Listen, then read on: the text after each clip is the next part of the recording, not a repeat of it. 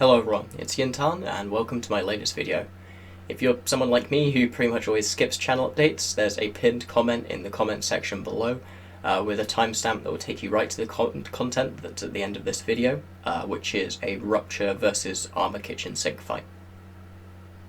Thank you for staying if you've not clicked that.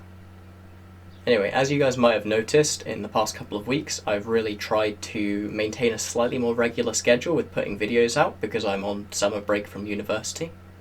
On Monday I'm going to be putting out article videos, on Wednesday I'm going to be putting out fleet videos, and on Fridays I'm going to be putting out extra videos like this, which will just be on whenever I feel like making. So if I end up doing some more political content, or if I end up doing some more law content, or if I end up doing interviews, I'll be putting those out on Friday, and this will just give me the freedom to kind of experiment with doing new stuff.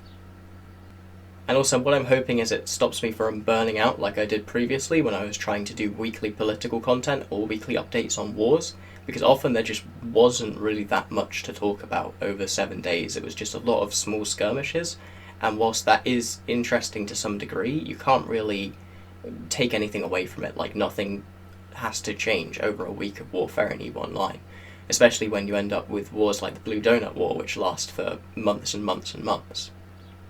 In order to make something like that sustainable, however, I am going to need your help. And by that I mean I'm going to need your ideas. So if you want to see something talked about, or if you don't understand something I've talked about in a previous video, or if there's a particular topic I've touched on before that you think I should go more in depth on, let me know in the comments. Like, I'd be interested to hear what you guys want me to talk about and explain. I can't promise I'll be able to do anything that you guys suggest. I'm not the be-all and end-all of EVE knowledge, but I might be able to know, I might know someone who can talk about it and explain it to you guys, which I think would be cool. Right now I'm still wrapping up a few final other projects before I really focus my attention back on the channel though.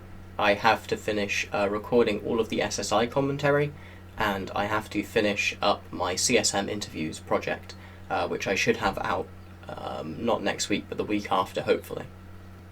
And now for the mandatory shilling, because the best way to keep up to date with that is to subscribe, and obviously it helps if you like and comment anyway.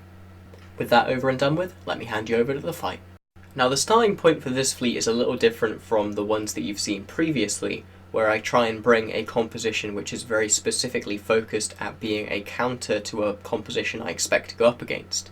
In this fleet I actually was trying to build the composition around what I already had, as I had a ton of shield support ships left over from my Thorax fleets, but I didn't actually have any Thoraxes left, and I didn't really want to buy any more, as I'd already explained how they worked, and I was pretty sure that brave pilots would know how to deal with them now, or at the very least would bring a different doctrine in order to fight them, like Hurricanes.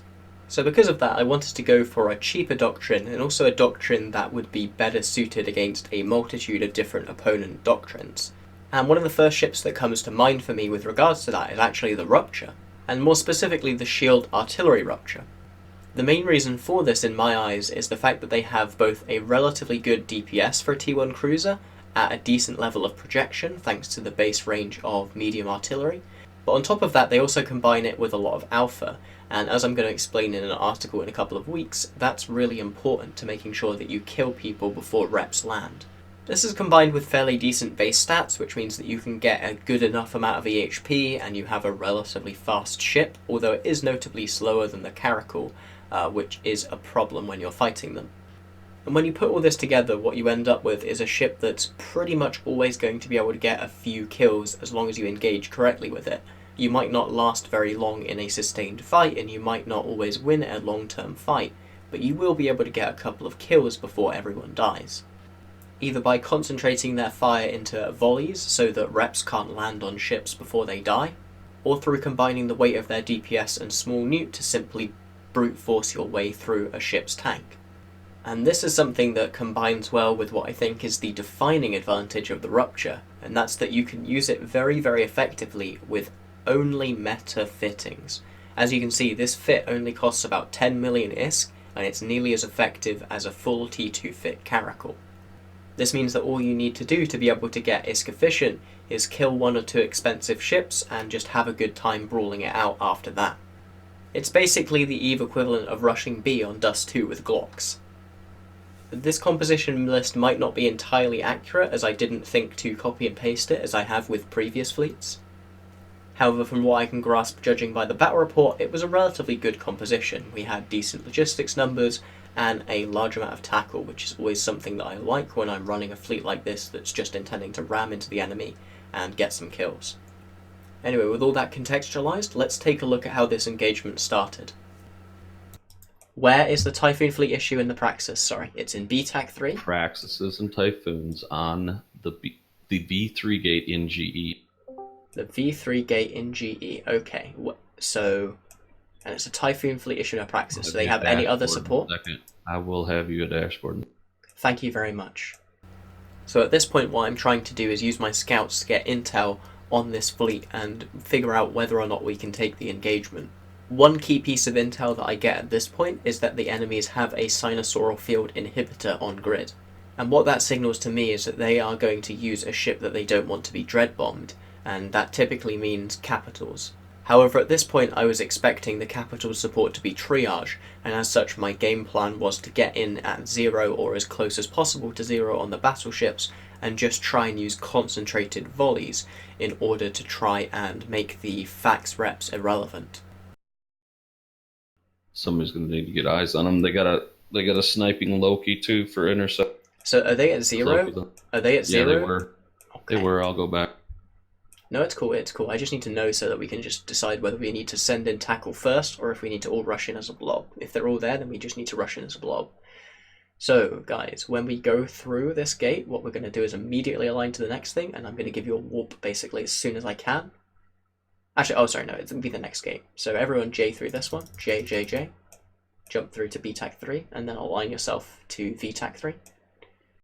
So following getting enough intel that I felt I could take this engagement, I laid out the game plan to the fleet, as you heard, and then I just started to move us into position. Okay. Everyone jump, jump, jump, jump, jump, jump, jump, jump, jump, and align yourself to GE tack immediately. Saber, when we land on this side of the gate, I want you to bubble and then jump through. Yeah, they're starting to move.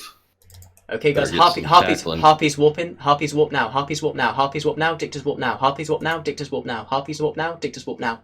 The reason why I'm very specific in directing Harpies and Sabres to warp ahead of the fleet here is because they have a higher base warp speed than the rest of the fleet. And that means that if they take a fleet warp, they'll actually be slowed down, as fleet warps keep all the fleet members in a ball. They have to travel at the same AU a second. And given that we want to force this engagement and we're not sure that they're going to take it after they see us spike into local in the next system over, I want to make sure that our Harpies and Sabres land as soon as possible and start getting tackle down on things. Yeah, everyone else take the warp. Everyone's starting to warp up to the Citadel. A lot of them are still at 0. There's like 3 battleships at 0. Tackle what you can, Harpies. Harpies, you are free to jump through. Call what you have tackled. Call what you have tackled. Call what you have tackled.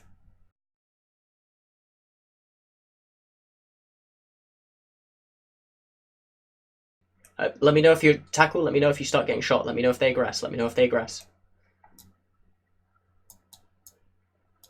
Have you got anything? Praxis. Okay, everyone, when we decloak, this guy is going to be primary and you're going to need to anchor up. So 3, 2, 1, decloak, decloak. Primary is affected Shadow Lord in the Hyperion. Affected Shadow Lord in the Hyperion. Anchor up, MWD's on, and then turn them off pretty quickly. Once you're with me. Affected Shadow Lord in the Hyperion is primary. After that, we're going to go for the Typhoon of Davidica. The Typhoon of Davidica.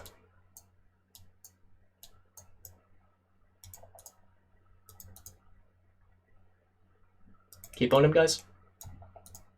No. Sorry, no, so. Oh, that's a hell. Okay, what is it? Righty then. We're just going to keep going. Go on this Typhoon, please. Typhoon, Typhoon, Typhoon. Keep your MWs off now. Just anchor up on Jin. We're just going to kill what we can here, guys. Let me know if we're getting memed on. Logi, how are we holding? Or are we just getting feet? Not holding. Okay, that's cool. They're dying. Alright, fine. Let's just brawl them and kill as much as we can. Everyone, heat your guns, heat your guns, heat your guns. Heat your guns, let's just get some frags here, guys. Bomb is it en route? Oh god, are they bombing us as well? No, fighter bombers. Okay, I'm dead. Madded, can you call primaries after the Typhoon goes down? Yep. Anchor up on Madded Rift, anchor up on Madded. This guy is going to be net. And I'll lock him up. Anyway, so following this, the footage obviously gets a lot more boring because I've been headshot, and my secondary FC, Madded Rift, has to take over. Having a secondary FC is, in my opinion, pretty much a must until you reach the 100 or so man level, and you can start using a monitor or a really heavily tanked command ship or something like that.